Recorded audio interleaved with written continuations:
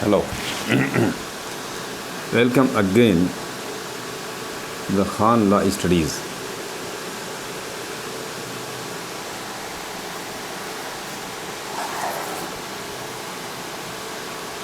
पिछले वीडियो में हमने समन्स एंड वारंट्स के बारे में पढ़ा था कि कब समन जारी किया जाएगा और कब वारंट जारी किए जा सकते हैं। आज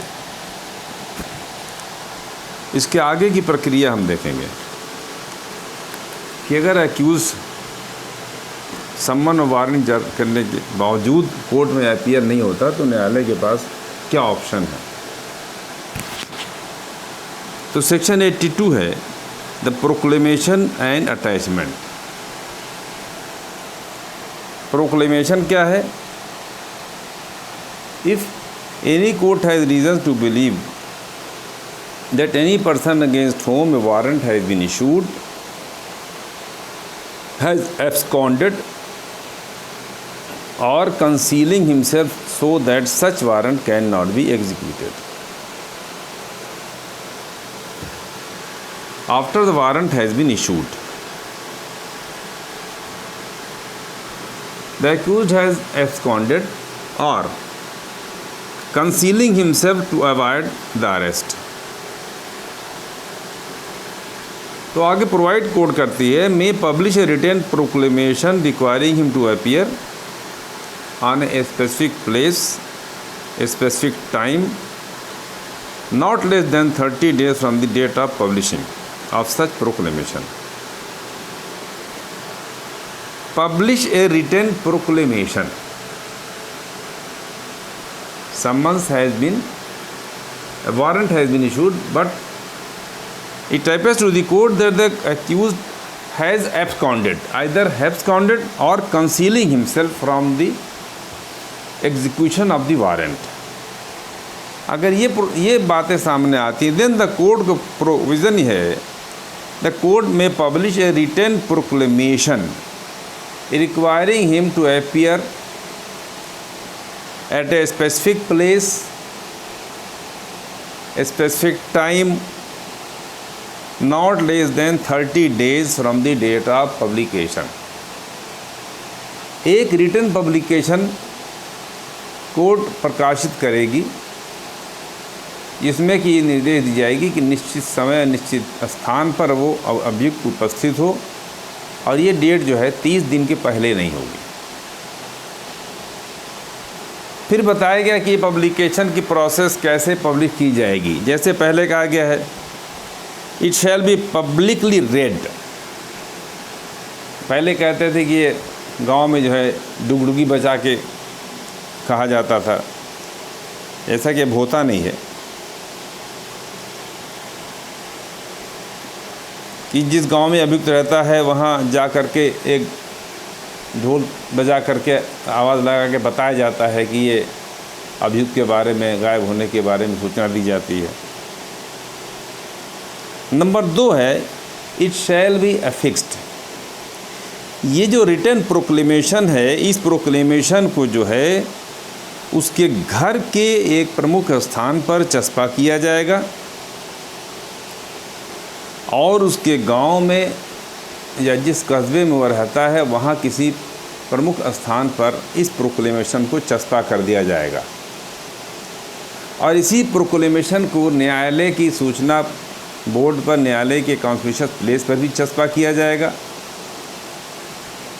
और यदि न्यायालय आर्डर जारी करे, डायरेक्शन दे, तो इसे daily newspaper circulating in place in which such person रेजाइड्स,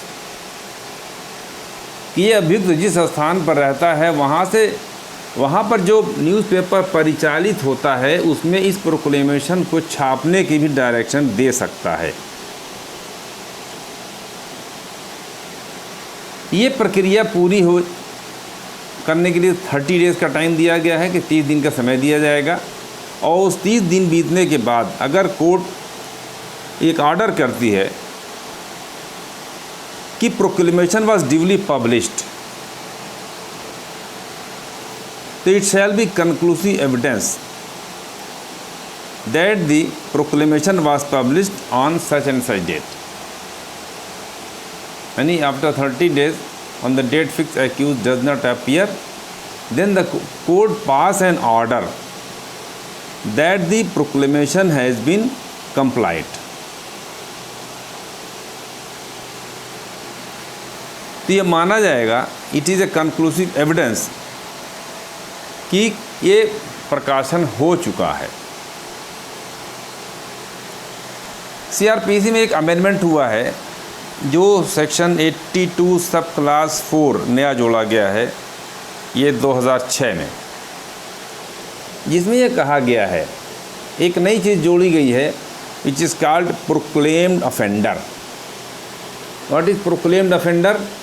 इसको तरफ डिफाइन किया गया है कि ये जो सेक्शन 82 के सब क्लास 1 में जो प्रोक्लेमेशन प्रकाशित किया गया है, यदि इस प्रकाशन का संबंध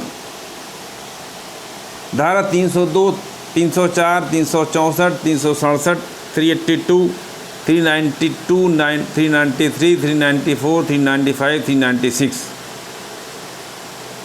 फिर आता है 397, 398, 399, 400, 402 and 436, 449, 459 and 460 of the Indian Penal Code। ये गंभीर अपराध हैं। कहते हैं अगर प्रोक्लेमेशन इन अपराधों से संबंधित है and the accused fails to appear at the specific place and time, then the court after making such inquiries as it thinks fit, कि कोर्ट इस बात की जांच करेगी क्या ये प्रकाशन उचित ढंग से कर दिया गया है कि नहीं किया गया है। After inquiry pronounce him a proclaimed offender and make a declaration to that effect. ये पैरा 4 जो है ये पूछा जाता है कि अगर ये प्रकाशन इन्हीं अपराधों से संबंधित है और अभियुक्त अदालत न्यायालय में निश्चित तिथि पर निश्चित समय पर उपस्थित नहीं होता तो न्यायालय इंक्वायरी करने के पश्चात ऐसे अभियुक्त को प्रोक्लेम्ड ऑफेंडर घोषित कर देगी। तो यहाँ से निकलता है who is a proclaimed offender. तो सेक्शन 82 में है proclamation for the accused who has absconded और is concealing himself to avoid the arrest. एक जनरल सबके लिए है और जो गंभीर अपराध हैं जो शुरू होते हैं 302 से 302 से शुरू होकर के ये 460 आईपीसी तक जो गंभीर अपराध गिनवाए गए हैं, अगर इससे रिलेटेड अपराध में वो उसकी अपीयरेंस रिक्वायर है तो कोर्ट प्रोक्लेमेशन प्रकाशन करने के पश्चात इंक्वायरी करेगी। इंक्वायरी करने के पश्चात तब अभियुक्त को प्रोक्लेम्ड ऑफेंडर घोषित कर सकती है। तो पहला ये हो गया स्टेज कि एक प्रोक्लेमेशन है और उसी में प्रोक्लेम्ड ऑफेंडर है। अब अगर एक्यूज नहीं आता तो नेक्स्ट स्टेप कोर्ट के पास है सेक्शन 83 में attachment of the property of the person absconding. यानी ये जो भगोड़ा है, जो अभियुक्त भागा हुआ है, उसकी संपत्ति को कुर्की करने का आदेश न्यायालय जारी कर सकता है। After the issue of the proclamation the court can order the attachment of any property movable और इमूवेबल और both belonging to the proclaimed person. उसकी संपत्ति को कुर्की करने का न्यायालय आदेश दे सकती है।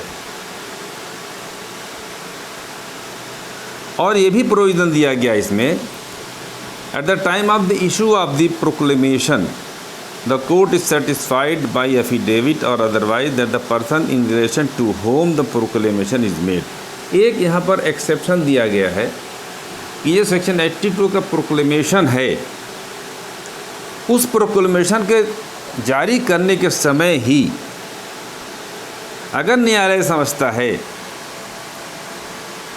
शपथ के द्वारा या किसी अन्य ढंग से कि जिस व्यक्ति के विरुद्ध ये प्रोक्लेमेशन 82 में जारी किया गया है who is about to dispose of the whole और any part of his property, अपनी सारी या उस संपत्ति या कुछ संपत्ति को वो ट्रांसफ़र करना चाहता है, अंतरित करना चाहता है, और अबाउट टू रिमूव होल और any part of his property from the jurisdiction of the court, it may order the attachment simultaneously with the issue of proclamation. यानी ये दो कंडीशन अगर ऐसी पूरी हो जाए तो 82 के प्रोक्लेमेशन के साथ साथ एक अटैचमेंट का प्रोविज़न भी 83 में दे दिया गया है। अगर ऐसी स्थितियां कोर्ट पाती हैं तो उद्घोषणा के साथ साथ कुर्की का आदेश भी कर सकती है, लेकिन सामान्य नियम ये नहीं है। इसके लिए दो अपवाद दिए गए हैं। ये एफिडेविट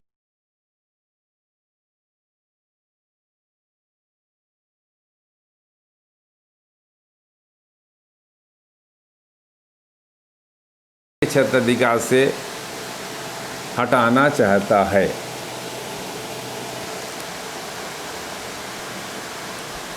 अब इसके आगे 83 सब क्लास 3 कहता है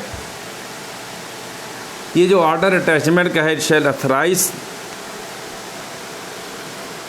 the attachment of any property belonging to this such person within the district, यानी जिस ज़िले में न्यायालय स्थित है उस ज़िले में उसकी जो प्रॉपर्टी हो उसको कुर्क करने का आदेश उसे ये माना जाएगा। और अगर अक्यूज़ की प्रॉपर्टी उस ज़िले में नहीं है, दूसरे ज़िले में है, यानी बियॉन्ड द डिस्ट्रिक्ट है, विदाउट सच डिस्ट्रिक्ट है, तब उसकी प्रॉपर्टी कुर्क करने के लिए एक कंडीशन है, it shall be endorsed by the district magistrate within whose jurisdiction the such property is situated। अगर दूसरे ज़िले की संपत्ति कुर्की करना है तो उस ज़िले के ज़िला मजिस्ट्रेट से पृष्ठांकन करने के पश्चात संपत्ति की कुर्की की जाएगी।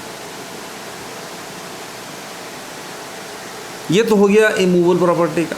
मूवेबल प्रॉपर्टी के बारे में कहा गया ये कैसे कुर्क होगी।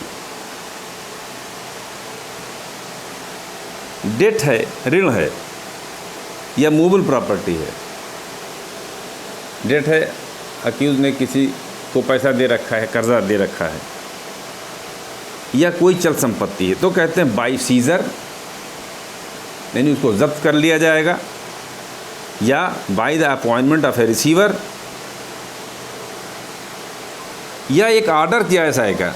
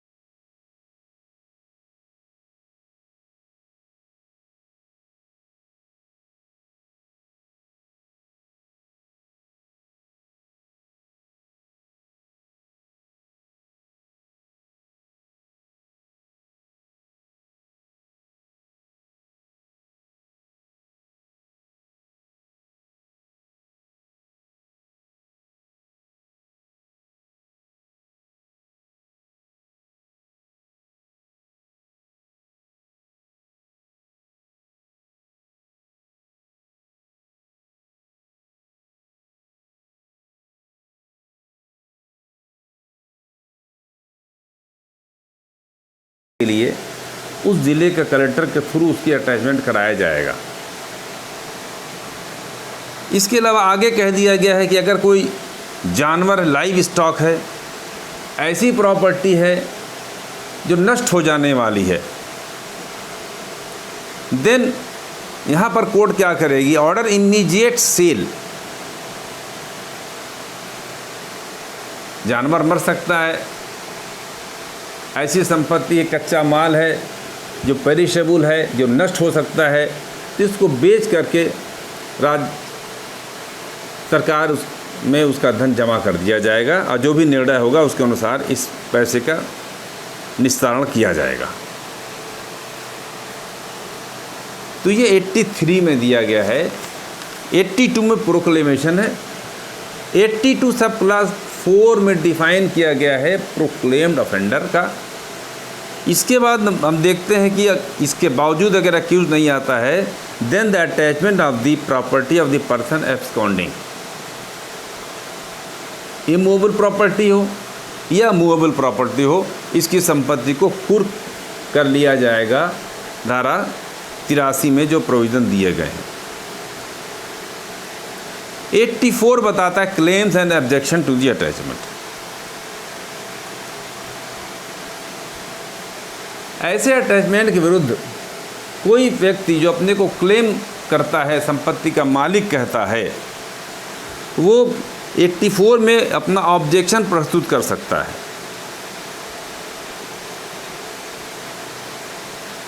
जिस न्यायालय ने उसका अटैचमेंट किया है उस न्यायालय में ऐसी संपत्ति को कुर्क करने के लिए दैट क्लेम और objection in respect of under any order in those subsection 2 in section sub 3 the court of chief judicial magistrate of the district in which the attachment is made.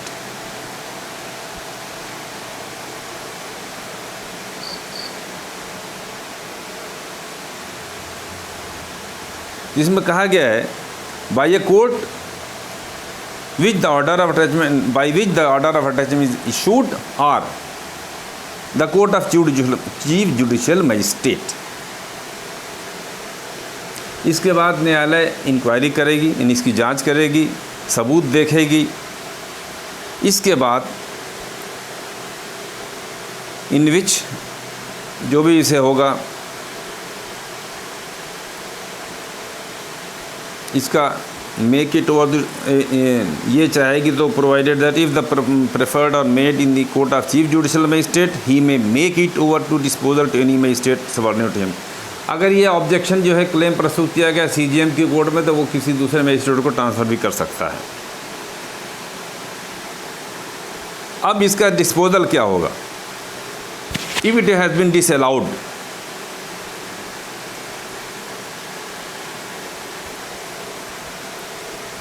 अगर इसका क्लेम सेक्शन 84 में disallow हो जाता है तो वो व्यक्ति क्या कर सकता है? वो 1 साल के अंदर ही may within a period of 1 year from the date of such order institute a suit to establish the right of his claim in respect of the property in dispute.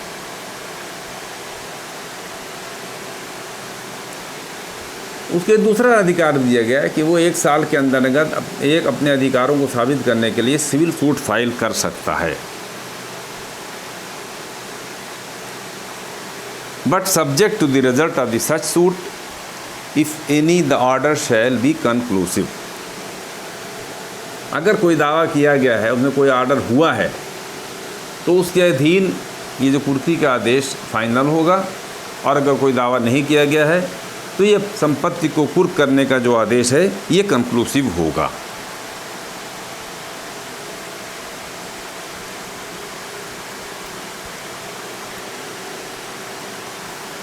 Eighty 85 में दिया गया है कि property को release करने का power भी court को दिया गया है।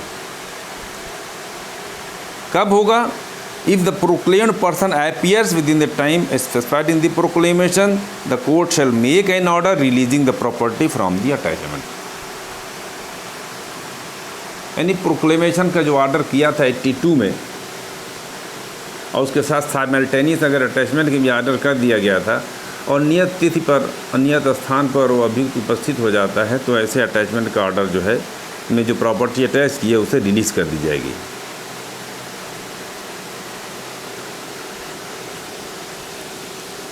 फिर आगे कहा गया कि नहीं, अगर अभी तो आता ही नहीं है within the time specified in the proclamation,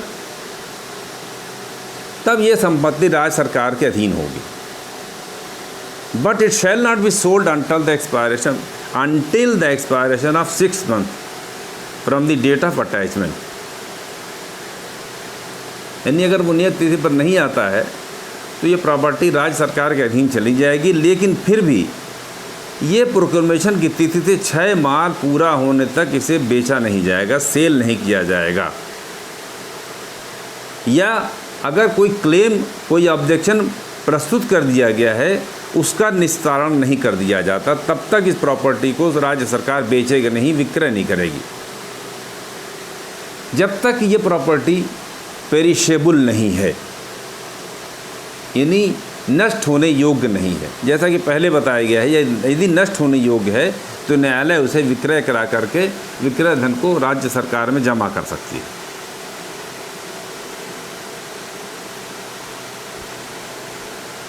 तो ये ब्रीफ में थोड़े से प्रोविज़न थे कि अगर वारंट के बावजूद अक्यूज उपस्थित नहीं होता है तो न्यायालय क्या क्या प्रक्रिया अपनाएगी। इसके लिए सेक्शन 82 है, प्रोक्लेमेशन है। पहले प्रोक्लेमेशन होगी, इसी में प्रोक्लेम्ड ऑफेंडर भी डिफाइन कर दिया गया है। उसके बाद कुछ संपत्ति को कुर्क किया जा सकता है और कुर्क करने का ढंग ही बताया गया है कि कौन सी संपत्ति कैसे कुर्क की जाएगी। उसके बाद हम देखते हैं एक प्रोसेस के बारे में। एक सवाल अक्सर पूछा जाता है कि issue of warrant in lieu of और in addition to the summons, कौन सी परिस्थितियां हैं जब सम्मन के बजाय वारंट जारी किया जा सकता है या सम्मन के इन एडिशन टू द सम्मन वारंट भी जारी किया जा सकता है। यह सेक्शन 87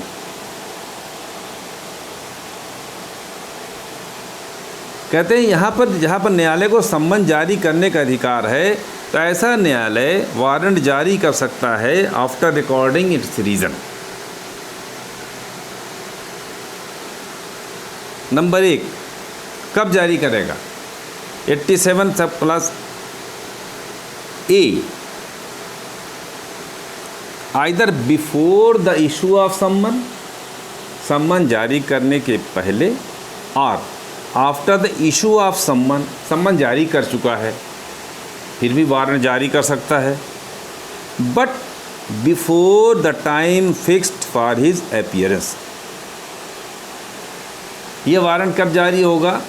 जो सम्मन में तिथि निश्चित की गई है उस तिथि के पहले पहले वारंट जारी करने का अधिकार न्यायालय को है। रीज़न क्या है? The court has the reason to believe that he has absconded, यानी अभियुक्त भाग गया है, and will not obey the summon. Accused abscond कर गया है और सम्मन का पालन नहीं करेगा, अगर कोर्ट संतुष्ट हो जाए। और करके दूसरा प्रोविज़न दिया गया है, if at such time he fails to appear, summons में जो तिथि दी गई है उस पर वो उपस्थित नहीं होता है। If he fails to appear and the summons is proved to have been duly served, to admit of his appearing in accordance therewith, and the no reasonable excuse is offered for such failure। यानी सम्मन का तामीला निश्चित किया जा चुका है, लेकिन निश्चित तिथि पर निश्चित स्थान पर उपस्थित नहीं होता है और उसकी उपस्थित होने का कोई उचित कारण नहीं बताया गया है। तो 87 में है कब जारी होगा, ये पहली पॉइंट है। ये 2 परिस्थितियाँ दी गई हैं, either before the issue of such सम्मन, सम्मन जारी करने के पहले पहले सम्मन के बजाय इन लिeu ऑफ सम्मन वारंट जारी कर देगा, और आफ्टर द इशू ऑफ सम्मन, यानी सम्मन जारी हो गया है but before the date fixed in the summons, court को ये जानकारी मिलती है या court has reason to believe, यानी कोर्ट को विश्वास करने का यह आधार प्राप्त हो जाता है कि अभियुक्त जो है एब्सकॉन्ड कर गया है और वो सम्मन का पालन नहीं करेगा। ये इम्पॉर्टेंट है, इसीलिए इसका नाम दिया गया है issue of warrant in lieu of, यानी सम्मन के बदले, और इन एडिशन टू सम्मन, या सम्मन जारी करने के बाद वारंट भी जारी कर सकता है बीच में। और सेकंड पैरा तो दिया गया है कि सम्मन तामील हो गया है और without any reasonable excuse accused has fails to appear in the court। तो ये 87 कहता है कि किन परिस्थितियों में न्यायालय को सम्मन के बदले वारंट जारी करने का अधिकार है या सम्मन के साथ साथ वारंट जारी करने का अधिकार दिया गया है। ये प्रोसेस जारी करने के पैरा है, rule regarding process. Next chapter में हम डिस्कस करेंगे the process to compel the production of thing. अब summons to produce, search and seizure, ये नेक्स्ट पैरा में हम इसको डिस्कस करेंगे। ये छोटे छोटे हैं सेक्शन जो प्री के लिए इम्पॉर्टेंट है। That is all for today. उम्मीद है कि आपको समझ आया होगा। नेक्स्ट वीडियो में फिर हम आपसे मिलते हैं। Thank you.